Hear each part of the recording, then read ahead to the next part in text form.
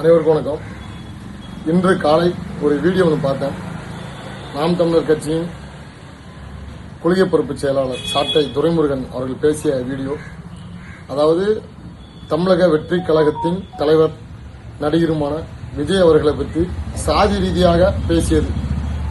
திருச்சி கிழக்கு மாவட்டத்தில் கிறிஸ்துவ வெள்ளாளர்கள் பிள்ளைமார் அதிகமாக இருக்காங்க. அதனால அந்த தொகுதியில் பிரச்சாரத்தை தமிழக வெற்றி கழகத்தின் தலைவர் தொடங்கியிருக்காங்க அப்படின்ட்டு. இன்னைக்கு வர தமிழக வெற்றி கழகத்தின் தலைவரும் நடிகருமான விஜய் அவர்களை சாதி கண்ணோட்டத்தோடு நாங்களும் பார்க்கல, யாருமே பார்க்கல. எப்படி விஜய் அவர்களை வளர்ச்சியை தடுக்க முடியும், எப்படி ஒரு விமர்சனத்தை வைக்க முடியும் என்று சாதி கண்ணோட்டத்தோடு பார்த்து கொண்டு இருக்கின்ற, தேடிக்கொண்டு இருக்கின்ற நாம் தமிழர் கட்சி தலைமை ஒருங்கிணைப்பாளர் சீமானா இருக்கட்டும், அவருடைய தொம்பிகள் சாட்டை துரைமுருகன் போல ஆளா இருக்கட்டும், உங்களுக்கு மட்டும் எப்படி இந்த சாதி மட்டும் உங்களுக்கு கண்ணோட்டமா தெரியுது? நீங்க தமிழ் தேசியத்தை பத்தி பேசுவதற்கு கொஞ்சம் கூட தகுதி தராதரமே கிடையாது உங்களுக்குலாம்.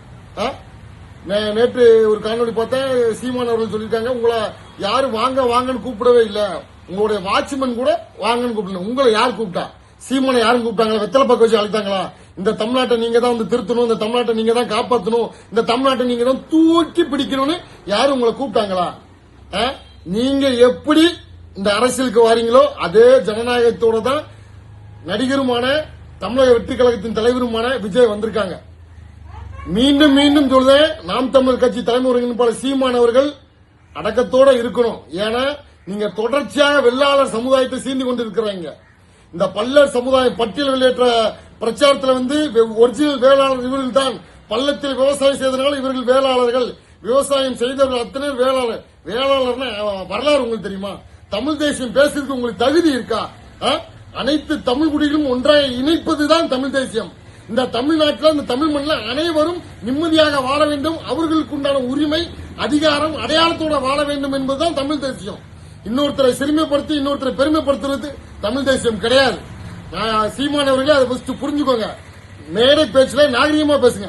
நீங்க யார்கிட்டோ கொடுத்த அஜாந்தா, யாருக்கோ வாங்கின துட்டுக்கு ஒல்லி இப்போதைக்கு உங்களுடைய அரசியல் விஜயை பத்தி மட்டும்தான். விஜயை எதிர்ப்பது, விஜயை விமர்சிப்பது, விஜயை தாக்கி பேசுவது, இதுதான் உங்களோட அரசியலா இருக்கு. நாம் தமிழர் கட்சியில் பயணிக்கக்கூடிய அனைத்து நண்பர்களுக்கும் பொறுப்பாளர்களும் சொல்றேன், சீமானுடைய அரசியல் பயணம் வேற நோக்கி, திசை நோக்கி போய்கொண்டு இருக்கிறது. ஏன்னா இன்னைக்கு அவர் ஒரு கட்சி சார்ந்து செயல்பட ஆரம்பிச்சிட்டாரு. இன்னொன்னு 234 தொகுதியில தனித்து நிக்க தகுதி இருக்கான்னு கேட்கிற சீமானை பத்தி கேட்கிறேன். நீங்க எத்தனை அரசியல் கட்சி வருகின்ற தேர்தலில் தனித்து நிக்க போறீங்க, நாங்களும் பார்க்கத்தான் போறோம். இடையில நீங்க எடப்பாடி அவர்களை போய் தனியா போய் கூட்டணியை போய் பார்த்துட்டு வந்தீங்கன்னு தகவல் பரவிச்சு. உடனே நீங்க தனித்து நிக்க போறேன்னு சொல்லிட்டீங்க. நீங்க தனித்து நிக்கிறதுனால இந்த தமிழகம் ஒன்றும் மாற போறது கிடையாது.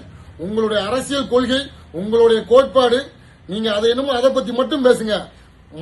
இந்த வெள்ளாளர் சமுதாயத்தை இழுத்து பேசுவது, வேளாளரை பத்தி பேசுவது இதுக்கப்புறமும் சரியா இருக்காது.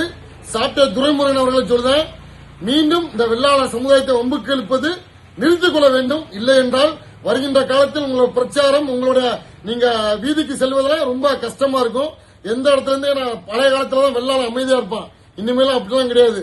வெள்ளாளன் சொல்லிட்டேன், நம்மள ஒருத்தர் தாக்கி பேசினா ஏத்து அவனை பேசுங்க அப்படின்னு சொல்லியாச்சு.